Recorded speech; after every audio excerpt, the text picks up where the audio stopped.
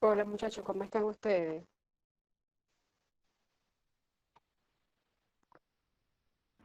Buenas tardes, doctora. Bien, ¿y usted? Buenas tardes, doctora. Bien, gracias. Bien, buenas tardes.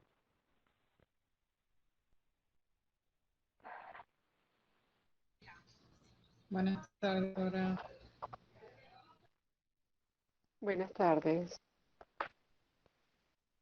Bueno muchachos, hoy vamos a continuar la clase de las drogas parasimpático-miméticas colinérgicas que empezamos el día de ayer a revisar. Hoy vamos a continuar. Ayer terminé la clase, pero bueno, ya tenía algo que hacer, como había comentado. No sé si quedó alguna pregunta de alguno que quedó con alguna interrogante, la podemos resolver ahorita antes de continuar.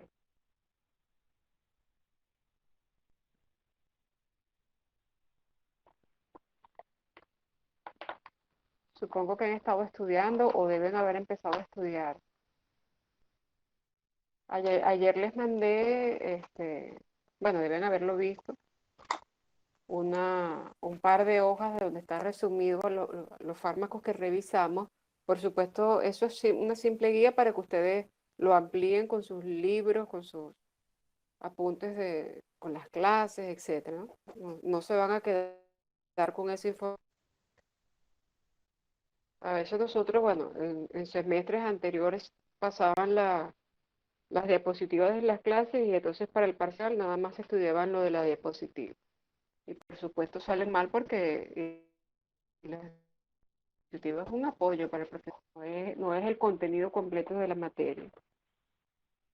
Entonces, bueno, ¿alguna duda o pregunta de lo que revisamos ayer? ¿Todo está claro?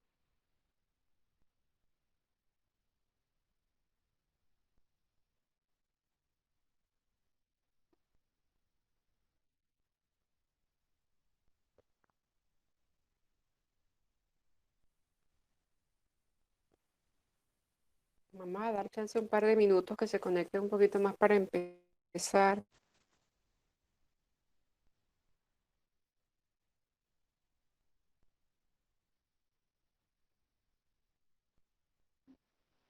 Al terminar la clase, bueno, no sé si están conectados. Al terminar la clase, vamos a hacer la evaluación los que están pendientes, la segunda práctica que tuvieron problemas para cargar los archivos. Les vamos a hacer la recuperativo hoy, Ok, a las doctora, 4, yo soy una 4, 4 y 10. de las bachilleres. Ok. Lo vamos a hacer al finalizar la clase, bueno, para no dejar eso para final de semestre. Este, había un bachiller, bueno, que se le murió. No sé si está preparado para hoy, si no, bueno, se le hace después, que es Rengifo. Si él está preparado, bueno, que presente hoy. Y bueno, y los demás que ya saben quiénes son: Diana, Ivana, José, creo que está Jesús y Rivas. Son como 4 o 5. Para las próximas evaluaciones tienen que estar pendientes. Apenas fueron de 130 de 132 que presentaron, nada más tuvieron problemas 3 o 4. No se aseguran de que de Profe, verdad esté disculpe, cargada yo tengo la un forma. compañero que va a presentar hoy, pero él no tiene internet para conectarse a la clase y me está preguntando me está diciendo que le pregunte si va a ser bajo la misma modalidad que la vez pasada, el primer práctico. Sí, exactamente, Ah, porque no tengo otra manera. Va a ser ok, online. ok, está bien, gracias. Hay dos muchachos que no están en el aula. Ellos sí, bueno, ni modo, eso sí los voy a dejar para pero todos los demás voy a tratar de ir resolviendo porque después de dejar esas evaluaciones para el final de semestre, nos enredamos más.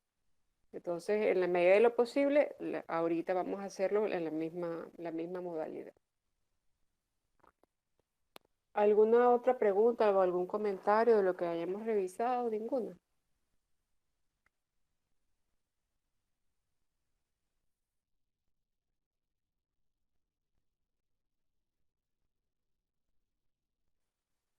Bueno, fíjense, ayer, de los que están conectados ahorita, que se conectaron para la clase de ayer, ¿puedes resumir en 2 minutos de qué hablamos ayer? Puede comentar qué dijimos, qué comentamos, qué le pareció importante.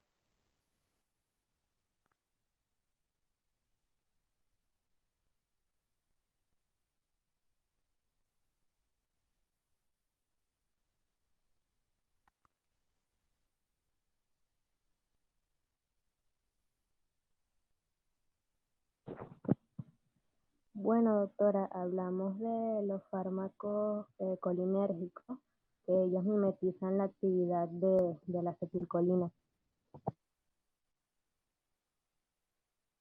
Ujú. ¿Cuáles se acuerdan de los que vimos ayer? Los nombres.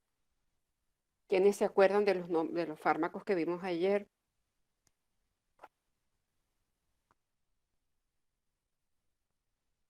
María, ¿cuál es tu apellido? Porque tengo varias Marías y en el María Laura Moya. Moya. Porque en la pantallita nada más puedo ver el primer nombre y entonces hay como 5 o 6 Marías. Ajá, ¿quién se acuerda de los nombres de los fármacos que vimos ayer? Mencionarlos. Eh, hablamos, hablamos de la nicotina, Ujú, la pilocarpina, ujú. ¿Te acuerdas que de las eso eran los que aplicaciones tenían terapéuticas más que todo enfoque ¿te acuerdas de las aplicaciones terapéuticas de la nicotina? bueno, algo que generaba dependencia. Su terapéutica, como todo, era coadyuvante al abandono del cigarro. ¿Tú eres Andrea o Andreina? Andreina Bello. Mm.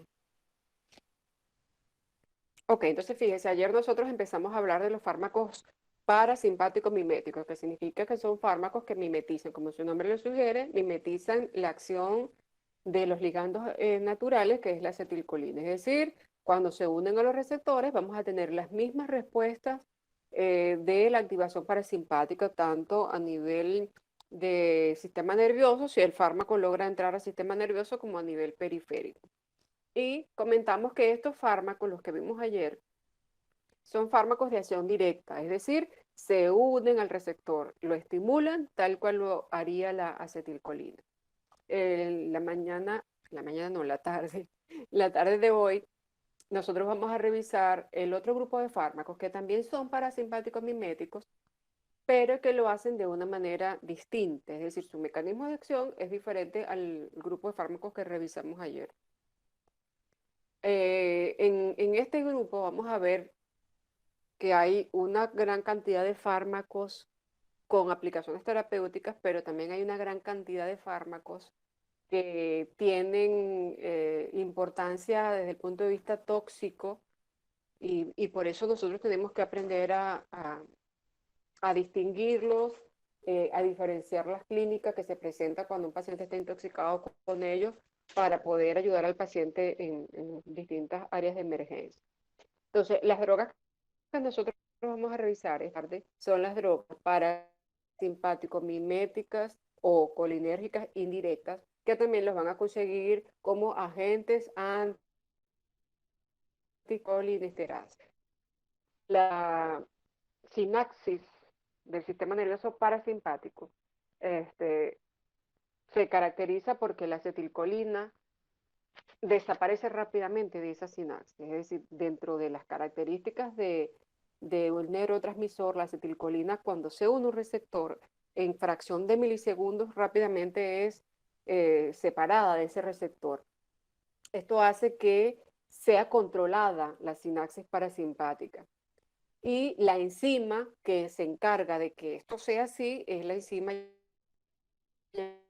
llamada acetilcolinesterasa. Es conseguir en las terminales nerviosas colinérgicas o parasimpáticas. Pero también como le comenté ayer, en el plasma y en algunos otros tejidos, vamos a tener otras enzimas que también tienen la capacidad de hidrolizar a la enzima, a los distintos compuestos, a la acetilcolinesterasa, que se llama butirilcolinesterasa o pseudocolinesterasa. Tiene muchas funciones dentro del plasma y uno de ellos es también el metabolismo de la acetilcolina de fase 1 porque es una reacción de hidrólisis en la cual se separa el grupo colina por una parte, el acetato por otra parte y queda la enzima libre para seguir ejerciendo su acción. Eso es lo normal que suceda. El grupo de fármacos que vamos a revisar hoy de alguna manera va a interferir con la culminación del efecto de la acetilcolina por intermedio de interferencias con la enzima acetilcolinesterasa. En esta diapositiva vemos en lo que es la parte izquierda de ustedes, en la lámina, un esquema donde tenemos una sinapsis colinérgica y una representación esquemática de lo que es la acetilcolinesterasa con la separación en dos compuestos de importancia para continuar con la síntesis, que es la colina y el acetato. A mano derecha es una representación ya molecular de lo que es la enzima acetilcolinesterasa. Entonces, los fármacos que vamos a revisar hoy, los agentes anticolinesterasa, se van a caracterizar por ejercer una inhibición de esta enzima. Esta inhibición pueden hacerla de manera reversible o de manera irreversible. ¿Qué pasa cuando yo inhibo a la enzima? Bueno, simplemente la acetilcolina va a permanecer mucho más tiempo unida a los distintos receptores y se va a prolongar el efecto parasimpático. Entonces, esta prolongación de la acetilcolina a nivel de la membrana postsináptica va a aumentar la sintomatología o los signos más típicos del sistema nervioso parasimpático que ya deben saber. Miosis, acomodación para visión cercana, secreciones glandulares, movimientos de peristaltismo intestinal, bradicardia, etc. Y no se olviden eh, que tenemos unos receptores muscarínicos del tipo 1 a nivel del sistema nervioso y se piensa que estos receptores son los que están quizás más relacionados con los procesos de aprendizaje, con procesos cognitivos, con la memoria. Es decir, si nosotros queremos estimular todos estos procesos cognitivos con la estimulación de estos receptores, si nosotros tuviéramos un fármaco que estimulara específicamente a estos receptores, pues vamos a favorecer todos los que son los procesos cognitivos, la memoria, etcétera, que es lo que nosotros necesitamos para aprender, para conocer. Es por eso que es importante, a veces ustedes se ríen, pero eso es importante estudiar con calma. Cuando estudiamos apurados, porque estamos asustados, sobre todo cuando yo los veo que ya van a presentar un examen y ya están repartiendo el examen y ustedes están allí y están todo el día con el cuaderno, lo que están es poniéndose más nerviosos, aumentando los niveles de adrenalina. La adrenalina nos pone alertas porque nos prepara para la lucha o para la huida, pero no nos favorece para las acciones de concentración, para la memoria. Entonces, cuando nosotros tenemos que memorizar cosas, nosotros tenemos que estar atentos. Yo puedo estar alerta, porque si yo veo que hay una situación de peligro, yo estoy alerta, yo estoy pendiente de la salida, si tengo que salir corriendo, si hay una situación de estrés, yo estoy alerta. Pero a lo mejor hay algo allí, una persona, y yo no le presto atención de qué color tenía la camisa, ni de qué color tenía el cabello, porque yo estoy asustada. Y es lo que le pasa a mucha gente cuando sufre un susto, lo roban, etcétera. Y cómo era la persona, no sé, no me acuerdo cómo era, porque fue muy rápido.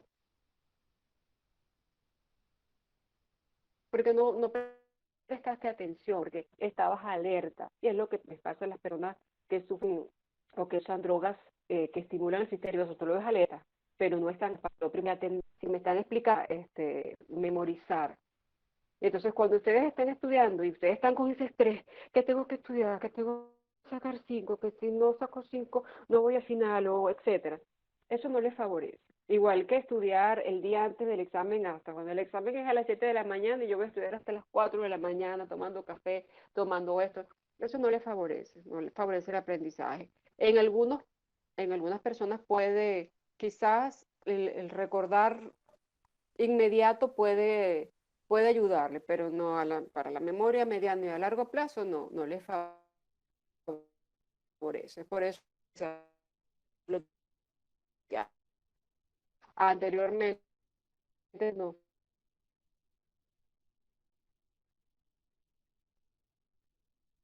que les están en un examen oral a nivel de clínica, que ahora les faltan exámenes orales, que se bloquean en el examen y cuando salen del examen se acuerdan que la pregunta no era tan difícil como creían en el momento que estaban adentro de la evaluación.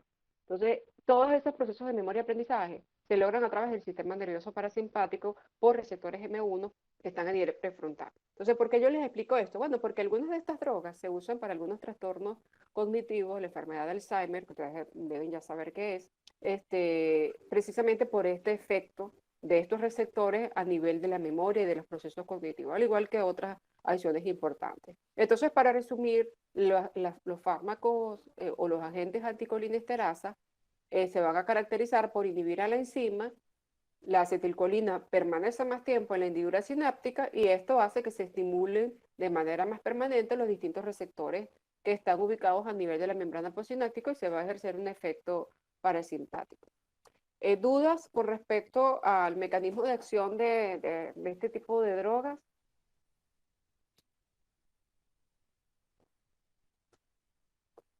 Ninguna. Bueno, fíjense, esta es la mira que les estoy presentando. Tenemos una representación de lo que es la enzima acetilcolinesterasa, que está ubicado acá en la parte izquierda, inferior izquierda. Ok, esta enzima tiene una velocidad de acción muy rápida, en cuestión de milisegundos puede metabolizar grandes cantidades de acetilcolina, ¿ok? En condiciones fisiológicas estoy hablando. Y ella va a tener dos sitios importantes dentro de su estructura. Uno de estos sitios, el que está acá representado como un triángulo con la base hacia arriba, ¿okay? Este espacio, ¿okay? Es el sitio aniónico, que es el sitio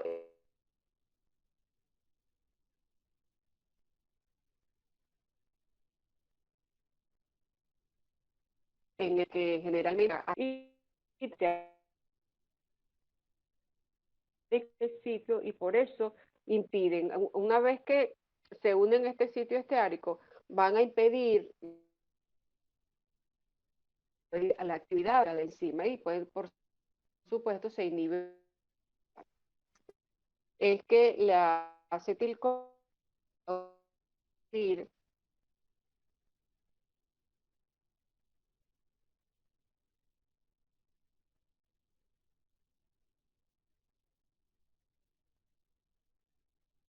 que Doctora, disculpe, ¿puedes repetir? Porque es que no se le está escuchando nada, se le escucha amonio entrecortado.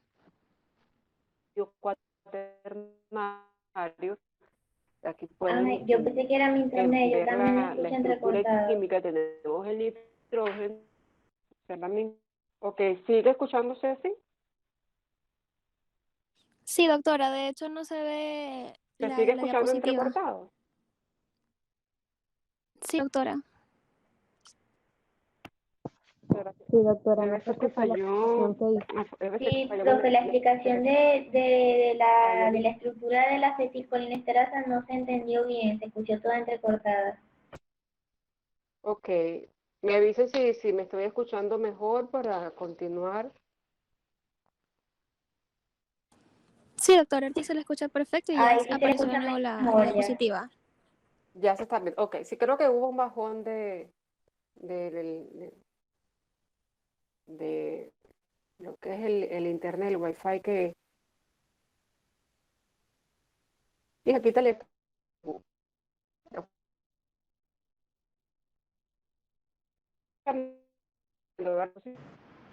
¿Se está escuchando entrecortado otra vez o es mi internet? Yo creo que se le está No, escuchando, se dejó de escuchar ahora. Se escucha entrecortado. Sí, debe ser el internet que falla.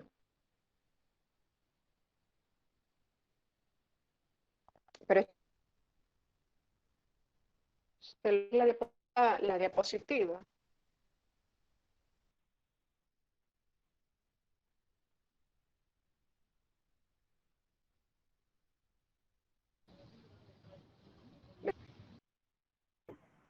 ¿Están escuchando algo? Yo no escucho casi nada. No, no, doctora, creo que se le fue el disculpe, internet. no se le escucha nada.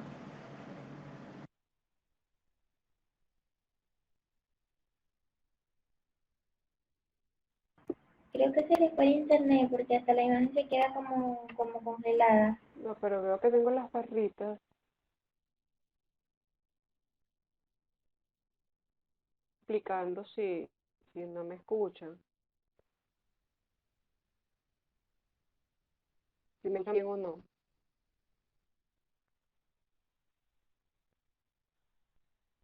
Vamos a mandar un mensajito a ver. Sí, Ahorita doctora, la sí. escucho. Entonces, Ahí sí se le escuchó, profe, pero se deja Ahora de sí me escuchar. escuchan mejor.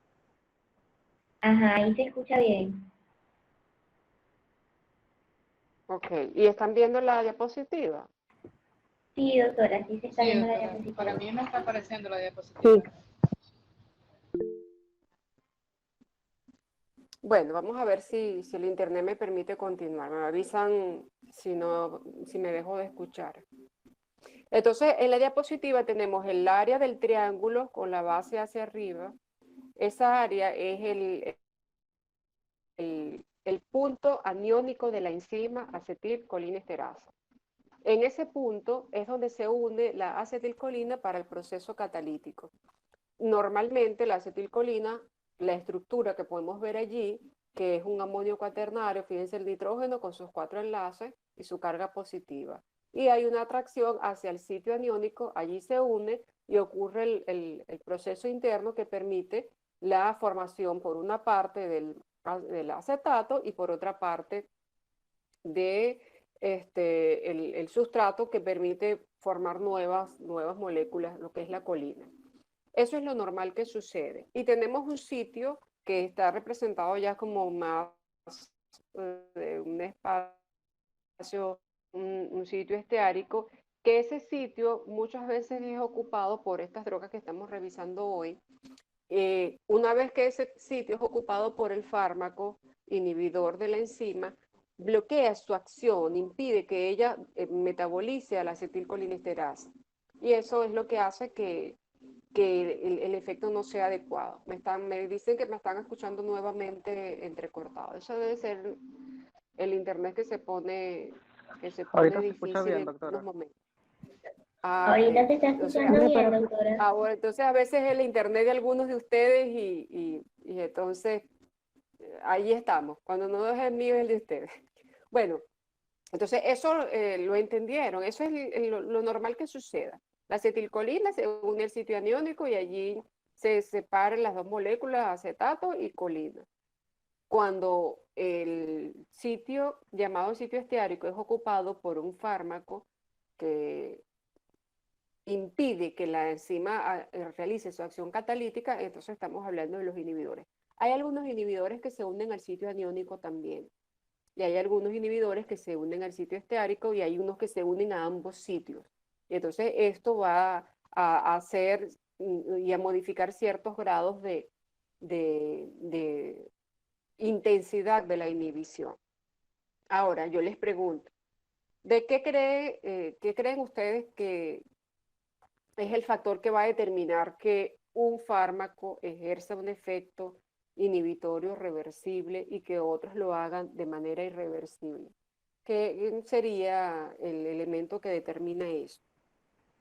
Si ¿El tipo de serían enlace? fármacos agonistas o si son Está enlazado, antagonistas competitivos o no está en el, competitivos. si está enlazado Creo que con, Jacqueline comentó del tipo de enlace, ¿no? El tipo de enlace, Sí, doctora, el enlace covalente es irreversible. Ok, el tipo de enlace, ok. Las drogas que se unen por enlaces débiles o lábiles, no vamos a decir débiles, enlaces más inestables, este, van a ejercer un efecto reversible. Pero las que se unen por enlaces covalentes lo van a hacer de una manera más irreversible. Y esta irreversibilidad es relativa y vamos a ver más adelante porque yo digo que es relativa. Esto permite clasificar este grupo de drogas tipos. Los que son inhibidores de manera reversible y los irreversibles. Y para cada uno de estos fármacos, o de estos grupos, perdón, vamos a revisar los que tienen importancia terapéutica y los que tienen importancia tóxica, tanto reversibles como irreversibles. Entonces, los reversibles vamos a tener derivados carbámicos, que es un grupo de 4 fármacos que tienen aplicaciones terapéuticas bien establecidas. Hay algunos otros grupos que tienen diferencia estructural, que no son derivados carbámicos, algunos son alcoholes simples, etcétera. Y tenemos los insecticidas comunes, que también forman parte de este tipo de sustancias. Y tenemos los irreversibles, que los vamos a ver ya al final de la clase, que la mayoría de los fármacos irreversibles tienen importancia tóxica porque muy poquitos de ellos tienen aplicaciones terapéuticas. Entonces, empezamos hablando de los que tienen, de los que ejercen un efecto terapéutico. Vamos a tener los derivados carbámicos, que son estos 4, los que están en el rectángulo en amarillo escandaloso. Esos son la fisostigmina, la neostigmina, piridostigmina y ribastigmina. Estos fármacos, cada uno de ellos tienen importantes aplicaciones y por eso los revisamos. Los que están en el rectángulo inferior, que es hidrofonio, es un alcohol simple, conserva cierta funcionalidad en cuanto a parte más bien diagnóstica que terapéutica, y el donepecilo, que se usa para pacientes con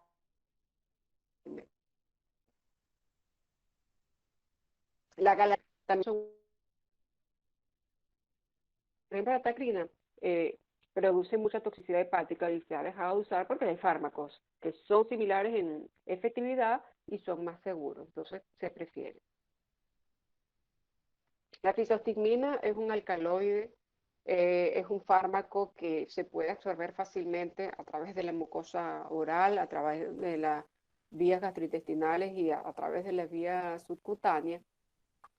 Y es un fármaco que puede eliminarse la mayor parte sin metabolismo, se elimina a través de la vía renal. Y es uno de los, es el prototipo de los derivados carbámicos. Es conseguido en la planta llamada Physostigma venenosum y tiene algunas aplicaciones que vamos a ir revisando. La neostigmina, la piridostigmina y la ribastigmina son fármacos sintéticos que se diseñaron luego de estudiar la fisostigmina. La neostigmina es de amonio cuaternario. Eso significa que no penetra adecuadamente el sistema nervioso, sino que sus acciones son más periféricas. Es mucho más potente que la fisostigmina, es mucho más estable, pero no atraviesa la barrera hematoencefálica, a diferencia de la fisostigmina que sí lo hace. La piridostigmina es un congénero que tiene quizás menos potencia que la neostigmina, pero también tiene una buena absorción a través de la vía oral. A pesar de que la absorción no es el 100%, sí se puede usar la piridostigmina a través de la vía oral, más no la neostigmina. La neostigmina es muy mala para administrar a través de la vía oral. Y la ribastigmina, el cuarto fármaco de estos derivados carbónicos, es de todos, estos 4, es el que tiene una mayor tasa de liposolubilidad, lo cual lo hace un fármaco ideal para atravesar barrera hematoencefálica y es la razón por la que de los 4 es el que se usa para la enfermedad de Alzheimer, que llega a esa zona relacionada con la memoria y que aumenta la actividad parasimpática, sobre todo por estimulación de estos receptores M1 y mejora los síntomas del Alzheimer, ¿okay? Sobre todo en los casos leves, moderados o cuando está empezando. y tiene una buena absorción oral. Hay algunas presentaciones en algunos países que es por parches, algunas orales, etcétera. Hay otros fármacos como el donepezilo, que también hay en parches y hay en tabletas, también cruzan la barrera hematoencefálica y son ideales también para la enfermedad de Alzheimer. La galantamina, menos uso, como les comenté, por toxicidad. De los otros, el hidrofonio, que es un alcohol simple, no es derivado carbámico, sino un alcohol, es de amonio cuaternario, pero su acción es muy breve. A nivel plasmático es rápidamente hidrolizado y se elimina a través de la vía. Su acción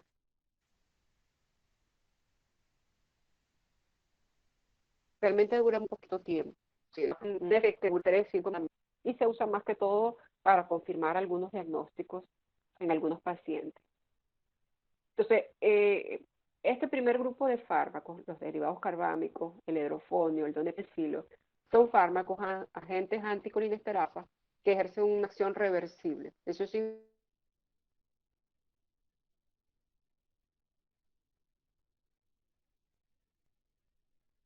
que el hidrofonio al sitio de la enzima, rápidamente la enzima se regenera.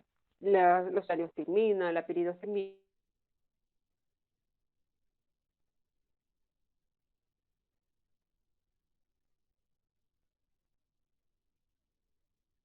ellos se puede regenerar y pues Doctora, disculpe, no se escucha. ¿Me escuchan? ¿O es mi internet? Doctora, se está escuchando Desde la entrecortado. neostigmina se dejó de escuchar. entrecortado.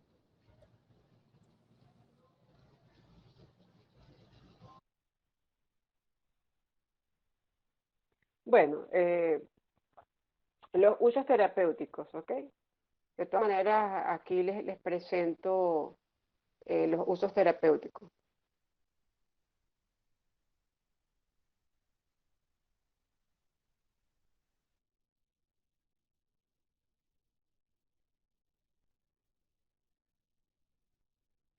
No se escucha nada, ¿verdad? Doctor, ¿está hablando?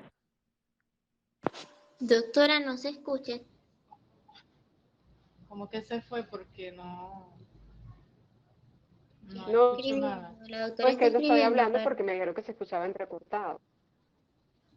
Ah, No estaba ok. hablando porque me estoy viendo de que se escuchaba entrecortado. Ah, ok. Entonces, bueno, los usos terapéuticos.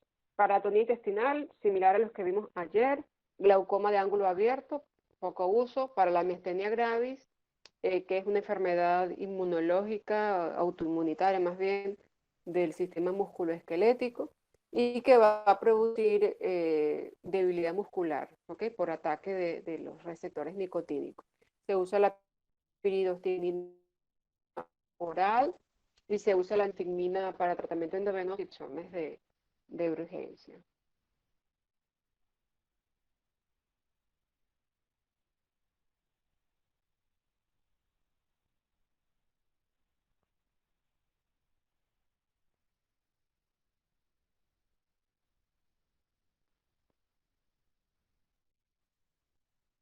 Otros usos de estos fármacos para la intoxicación por drogas anticolinérgicas, como la fisostigmina y la neostigmina, también para antagonizar los bloqueadores neuromusculares, que los vamos a ver después, y para pacientes con Alzheimer, sobre todo la rivastigmina, el donepezilo, son los utilizados para estas patologías. De todas maneras, ahí, como yo les mandé ayer, una guía que sale más o menos la clasificación, por allí lo vamos estudiando y en una próxima clase que tengamos mejor conexión, resolvemos alguna duda que pueda quedar.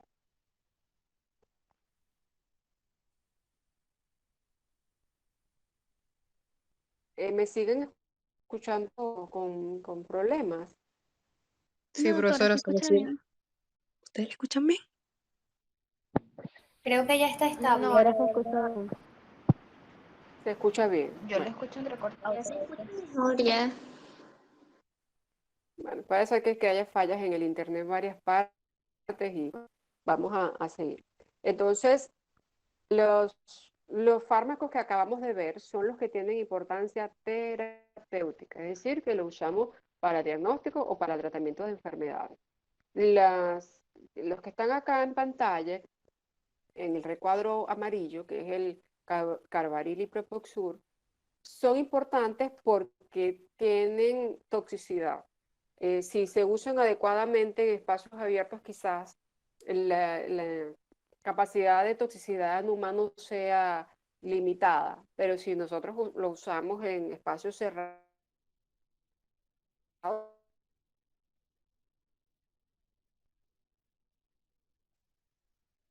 podemos tener intoxicación. ¿Saben en qué tipo de el Carbaryl, Propoxur? ¿Lo han visto? Me imagino que sí. Insecticidas comunes. ¿Cuáles insecticidas comunes conocen ustedes? El baigón. El Exacto. baigón. Baigón, el ray, bueno, no sé, haciéndole publicidad aquí a los insecticidas. Esos insecticidas van a contener muchos compuestos tóxicos, ¿no? Pero algunos de estos compuestos tóxicos son o Carbaryl o Propoxur. Y ellos lo que hacen es inhibir a la enzima acetilcolinesterasa en el animal y también pueden afectar al humano.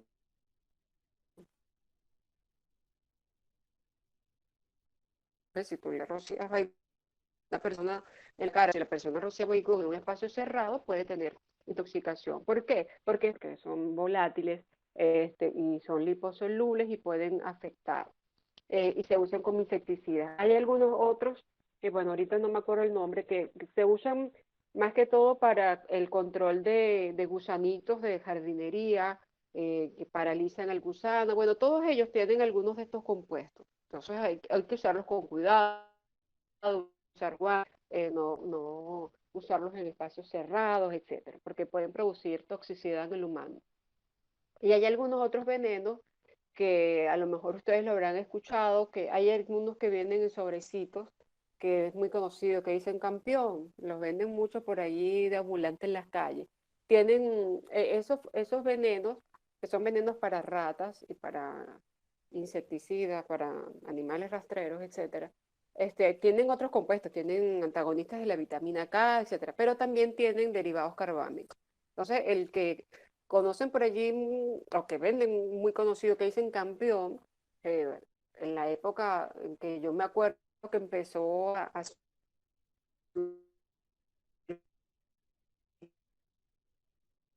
surgir, los vendedores muy coloquialmente decían matasuegra, etcétera, este, tiene derivados carbámicos. Entonces, cuando la persona lo ingiere, va a tener simplemente una inhibición de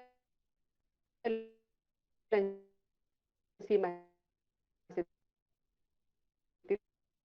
colinesterasa,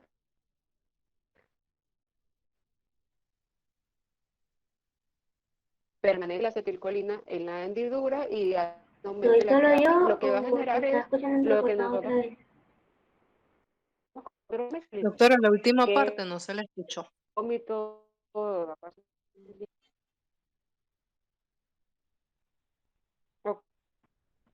lo que Doctora, vamos la a última tener parte es aquí en un cuanto hay un solo como síndrome insecticida. ajá, ok, como el uso como insecticida, hay lo que es el baigón, el ray. Hay algunos otros que son para matar gusanitos en las plantas, en jardín de uso doméstico, y tienen estos compuestos. Y otros que coloquialmente se conocen como campeón, que también tienen otros compuestos tóxicos, como antagonistas de la vitamina K, pero también tienen derivados carbámicos, que inhiben a la enzima, se va a presentar un aumento de la acetilcolina en la hendidura y produce un síndrome colinérgico. ¿Qué es un síndrome colinérgico? Una hiperactividad parasimpática, con miosis, diarrea, vómitos, cólicos, bradicardia, etc. Todo intoxicaciones que se producen y que generan un síndrome colinérgico se van a tratar con un antagonista colinérgico, que es la atropina, que la vamos a ver la semana que viene. Entonces, ¿por qué lo revisamos? Porque mucha gente se intoxica accidentalmente con estos insecticidas que los rocían en la casa y no abre las ventanas, y puede generar toxicidad. Y también con la ingesta, pues hay gente que ingiere voluntariamente estas sustancias que son para matar insecticidas y es con suicida y de fácil acceso para algunos. Entonces, una intoxicación que una vez que usted ve el primer caso, usted no se le olvide esa clínica porque esa pupila parece un puntito de sudoración, el paciente ha echado agua, la salivación, los cólicos intestinales, etc. Y esto se trata con atropina. ¿Dudas o preguntas? ¿Algo que no se haya escuchado bien, que me quieran preguntar en este momento de las sustancias tóxicas que tienen una inhibición reversible de la enzima acetilcolinesterasa?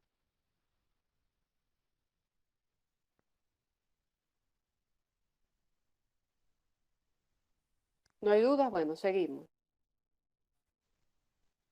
Sí me están escuchando, ¿verdad? Sí, doctora. Ok. Bueno, entonces pasamos al otro grupo de drogas que también inhiben a la enzima acetilcolinesterasa, pero que lo hacen a través de un mecanismo diferente, porque generalmente lo hacen a través de un enlace que es covalente. Y como ya sabemos que los enlaces covalentes son estables, en la medida que va pasando la estabilidad se torna más intensa y hace que la posibilidad de que esta se regenere, que se reactive, se hace muy difícil si nosotros no actuamos a tiempo. Entonces, la enzima generalmente, estos fármacos, algunos de ellos tienen grupos fosfatos que van a producir un daño en la actividad enzimática, en la actividad catalítica, porque se unen al sitio esteárico y una vez que se unen allí, la enzima pierde su flexibilidad, se vuelve como rígida y no actúa adecuadamente. La regeneración espontánea pudiera ocurrir, pero después de muchísimas. Y en ese lapso de tiempo hay una cantidad de sintomatología, sobre todo parálisis de músculo y lo que es la parte respiratoria, que pueden ocasionar la muerte del paciente. Lo que ocurre normalmente en esta diapositiva, la acetilcolina se une a través de una interacción que es inestable o lábil y rápidamente es separado el acetato y la colina y la enzima queda libre para metabolizar a otra acetilcolina. Pero en el caso del órgano fosforado, al sitio esteárico y la enzima queda rígida, queda inestable y no puede unir a la molécula acetilcolina porque el espacio está prácticamente ocupado y entonces se inhibe la enzima. Esta inhibición puede permanecer muchas horas si no recibe un tratamiento adecuado. Estos fármacos van a tener la mayoría implicaciones tóxicas. Solamente podemos mencionar dos con algunos usos terapéuticos, pero por lo menos en nuestro país no. En algunos otros países africanos, asiáticos quizás se use, pero en nosotros que es el ecotiofato y el isofluorofato. Son fármacos inhibidores irreversibles que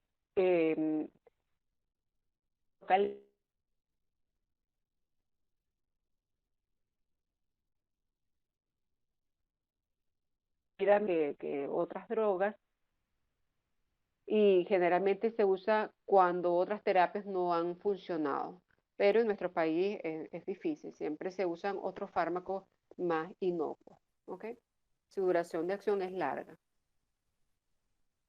Bueno, vamos nuevamente que se escucha déficit.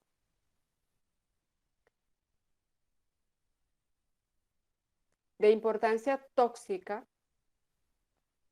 vamos a tener insecticidas, herbicidas o compuestos que son utilizados en terrenos amplios, en campos, en zonas rurales. No, esto no son sustancias para usarlos en jardinerías domésticas o en sitios pues, de las casas, sino para usarlos para grandes plantaciones, para el control de plagas, etc. Estos fármacos van a ejercer una acción de unión irreversible, tenemos el malatión, el paratión, que bueno, el nombre comercial es el paraquat, que lo usan para matar las hierbas que crecen descontroladas. Hay un grupo de fármacos que que se emplean ya con fines de guerra química, en las guerras químicas como armas biológicas, que se llaman, entre comillas, gases nerviosos, que es el sarín, el tabú, el somán, y que lo aplican muchas veces en terroristas, en las mezquitas, en iglesias, porque son sustancias muy volátiles, que tú los colocas y se esparcen rápidamente, se absorben muy bien por las vías respiratorias y van a provocar un síndrome colinérgico que generalmente es fatal y ocasiona la mortalidad en grandes número de personas. Las acciones a través de estos grupos de sustancias llamadas órganos fosforados pueden ser accidentales por exposición en las áreas de trabajo. Cuando el agricultor está esparciendo el veneno para, para controlar la planta, puede parte de ese contenido por vía inhalada, porque son volátiles,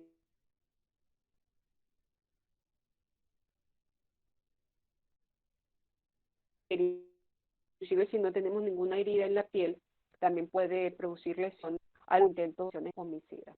Estos compuestos son hipogluten absorción. Si usted lo deglute, bueno, va a absorberse rápidamente a través del metabolitos muy reactivos y pueden dañar la integridad del hepatocito. Entonces va a producir una toxicidad hepática y se eliminan a través del riñón y puede provocar entonces también reacciones con las membranas celulares del riñón y entonces va a producir daño renal. Entonces,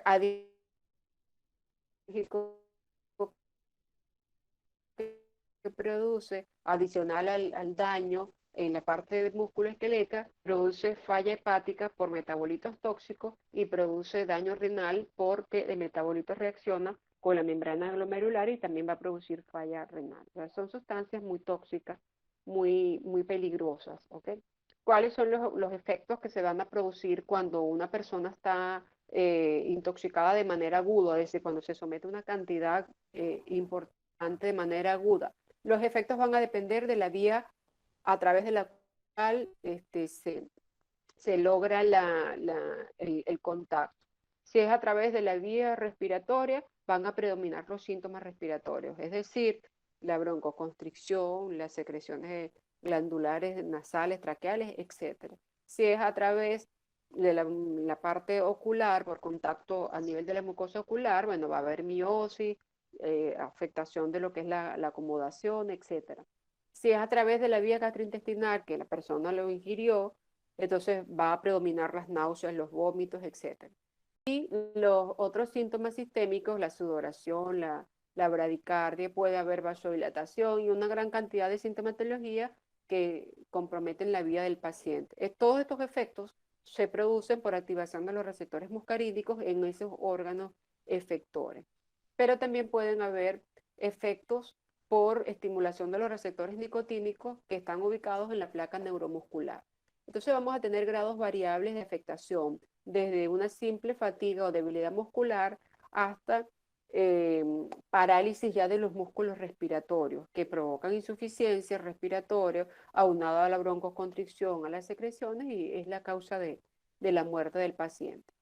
Estas sustancias, como son liposolubles, pueden atravesar el sistema nervioso central y van a ejercer un efecto en el sistema nervioso produciendo convulsiones, produciendo ataxia, etc. Eso en los casos.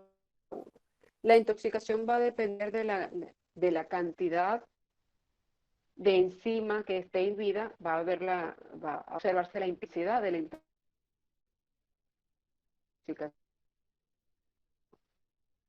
Entonces, si el porcentaje de enzima acetilcolinesterasa que esté afectada es entre el 25 y 50%, vamos a tener quizás síntomas más leves. alteraciones visuales, gastrointestinales, etcétera. Cuando ya empieza a afectarse más del 50%, hasta un 75%, entonces ya empiezan a aparecer los síntomas cardiovasculares, como la bradicardia, el retardo en la conducción auriculoventricular y algunas otras alteraciones metabólicas. Cuando la inhibición enzimática es más del 75%, porque la cantidad de veneno ingerido es mayor, entonces vamos a tener ya síntomas neurológicos y la falla respiratoria, que es la causa de la muerte en estos pacientes. ¿Cómo vamos a tratar a un paciente que esté intoxicado con un inhibidor irreversible de la acetilcolinesterasa, un órgano fosforado, un malatión, paroxón, o un gas nervioso si da tiempo de tratarlo? Igual que toda intoxicación, primero tenemos que ver las medidas generales. Si fue por contacto a través de la piel y de la ropa, bueno, el paciente tiene que quitarse la ropa, bañarse, cambiarse. Si fue a través de vía gastrointestinal y tiene una o dos que ocurrir por lavado gástrico. Garantizar la hidratación, garantizar que las vías respiratorias que tengan suficiente oxigenación, esas son las medidas generales. Y para tratar los síntomas muscarínicos, es decir, la sudoración, la miosis, la bradicardia, etcétera, se trata con atropina. Igual como en el caso del uso de insecticidas, de Baygon, de Rayban, se usa también atropina. La atropina viene, como está ahí en la diapositiva, son ampollitas, la mayoría es 1 miligramo, un cc. ¿Okay? Y nosotros vamos a administrar la atropina a través de la vía endovenosa, 1 o 2 miligramos. Lo podemos pasar cada 3, cada 5, cada 10 minutos, dependiendo de la clínica del paciente. Si el paciente está con una intoxicación leve, quizás con unas 5 o 6 ampollas, a lo mejor es suficiente. Se pasa una ampolla, a los 3 minutos se determina cuál es la frecuencia cardíaca, cómo están las pupilas, cómo están las secreciones, cómo está la sudoración y se evalúa. ¿Todavía tiene signos de intoxicación? Le colocas otra ampolla y así vas.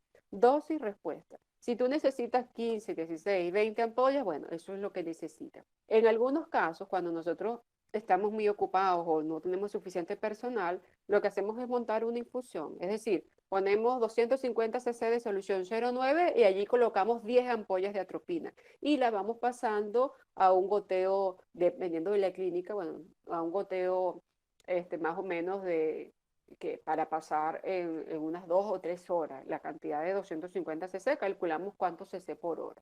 ¿Ok? Y allí vamos titulando y vamos viendo que una vez que vayan desapareciendo los síntomas, tenemos que reducir la velocidad de infusión. O lo podemos hacer, como les expliqué primero, administrando ampolla por ampolla. ¿De qué va a depender? De la disponibilidad de personal. Si tú tienes poco personal y no puedes tener al personal cada 3 minutos colocando la ampolla, no le montas la infusión, pero tampoco lo podemos dejar al olvido, porque entonces podemos intoxicarlo con atropina, o sea, lo pasamos para el otro extremo. Entonces hay que tener cuidado. Entonces, todo paciente con un síndrome colinérgico, independientemente de la etiología del síndrome colinérgico, medidas generales y atropina. Pero en el caso de los órganos fosforados, de estos compuestos que tienen una inhibición irreversible, todos estos herbicidas, etcétera, adicional a la atropina, tenemos que usar un reactivador de la acetilcolinesterasa, que es un compuesto que normalmente tenemos acá en este esquema que está en la diapositiva, tenemos la enzima, el órgano fosforado está en el sitio esteárico, que es en el sitio más grande de la enzima, y el reactivador lo que hace es unirse al grupo fosfato de ese órgano fosforado y lo separa de la enzima. Entonces la enzima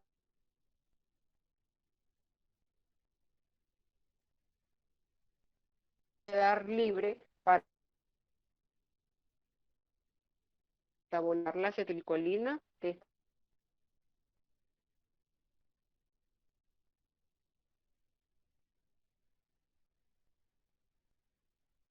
allí en la hendidura. Y el reactivador con el grupo fosfato del órgano fosforado van a liberarse por excreción urinaria.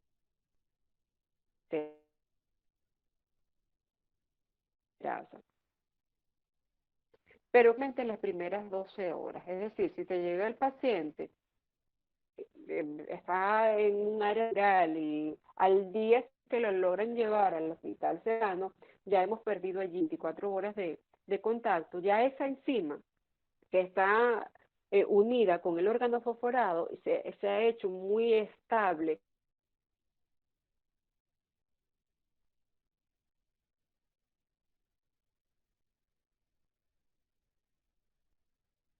y va a ser esa enzima. En algunos libros hablan que hasta inclusive a las 36 horas todavía hay chance de reactivarla, pero el tiempo ideal es 12 horas de contacto con el tóxico. Ya pasadas 12 horas o las primeras 12 horas ya va a ser más difícil separar el grupo fosfato de la enzima y reactivarla. El compuesto debe colocarse de manera precoz y fusión, empezando con una vinculando dependiendo de la respuesta clínica del paciente. Pero debe hacer y luego se van, entonces la posibilidad de que se reactive va a ser muy, muy difícil. Y el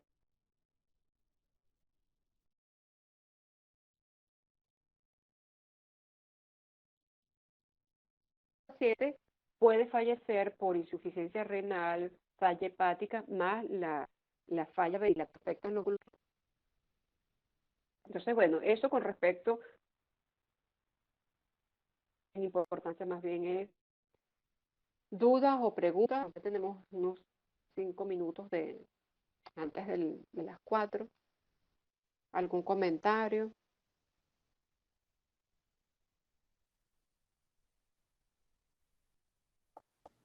Bueno, doctora, lo que pasa es que hubo mucha interferencia. En el caso de que tienen enlaces irreversibles, se utilizaría la pralidoxima junto con el anterior que había mencionado, La atropina. la atropina, con ambas. Sí.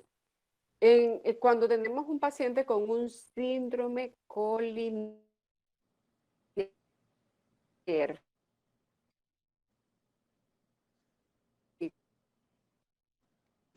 es una Doctora, tercera no se escucha. como consecuencia de algún fármaco prescribido, de un tóxico, de Doctora, la un explicación no se está escuchando bien.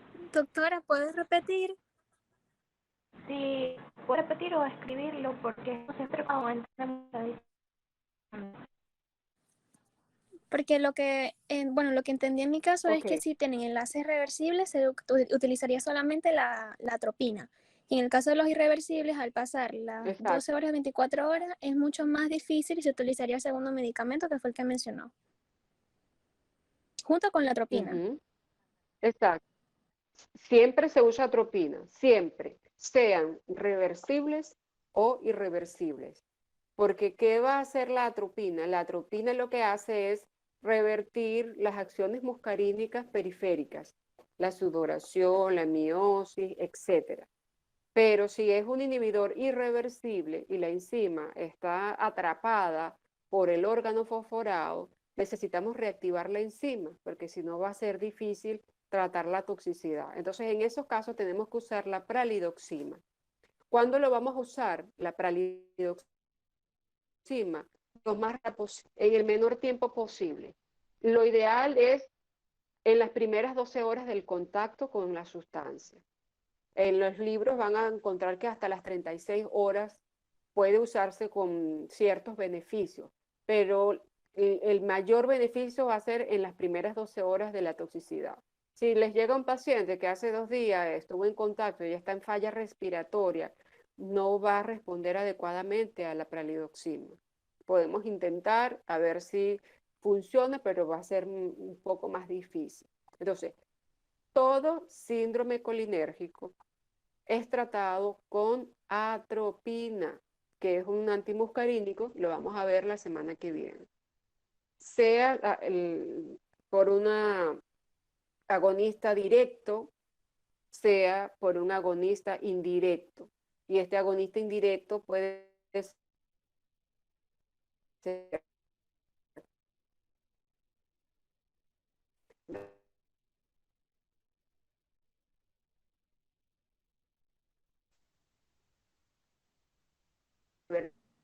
irreversible. No se escucha. Siempre los síntomas.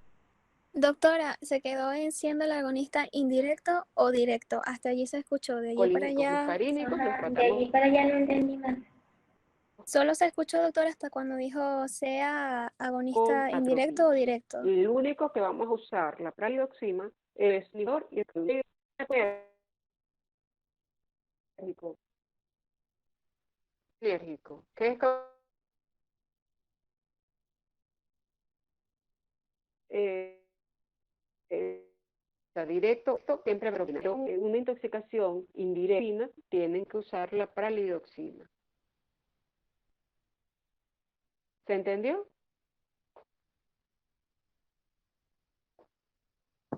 No se escuchó esa última Doctora, parte. sinceramente es que no se escuchó la explicación.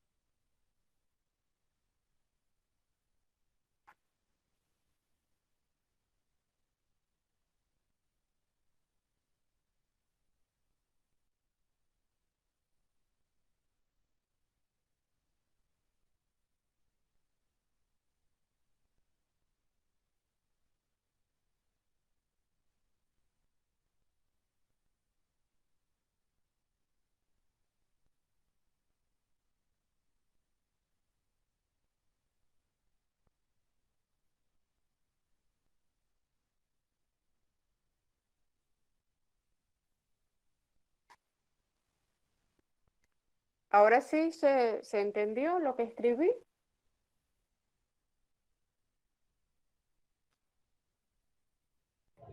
Sí, doctora.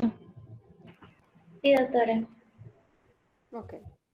Bueno, de todas maneras, la semana que viene, cuando hablemos de la atropina, lo podemos comentar nuevamente.